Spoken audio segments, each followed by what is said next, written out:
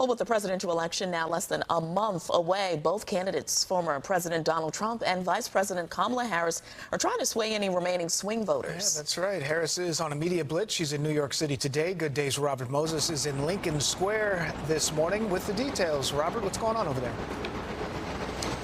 Dan and Tashani, Vice President Kamala Harris will be here on The View later on this morning. She'll be making her 8th appearance on the show. She has hesitated to sit for media interviews, and critics say that when she does agree to them, they are with friendly outlets. Today's media blitz likely will not quiet those critics. Expect plenty of traffic today in Manhattan as Vice President Kamala Harris embarks on a media blitz. This morning, she'll appear live on The View. She speaks live with Howard Stern early this afternoon. Then she visits The Late Show with Stephen Colbert to record an interview that airs tonight. Last night, 60 Minutes aired its election special. While Vice President Harris participated, former President Donald Trump backed out of an interview for the special, a decision for which she criticized him. Watch his rallies. You're going to hear conversations that are about himself and all of his personal grievances. In the wide-ranging interview, Vice President Harris revealed a new detail about the gun she owns. I have a Glock, and I've had it for quite some time.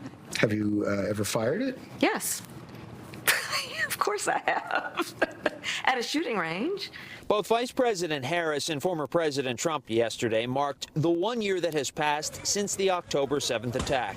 The Vice President and Second Gentleman Doug Emhoff planted a memorial tree at their official residence, and former President Trump visited the Cambria Heights gravesite of Rabbi Menachem Schneerson, a legendary and controversial former Orthodox leader of the Lubavitch sect. He also attended a remembrance event in Miami.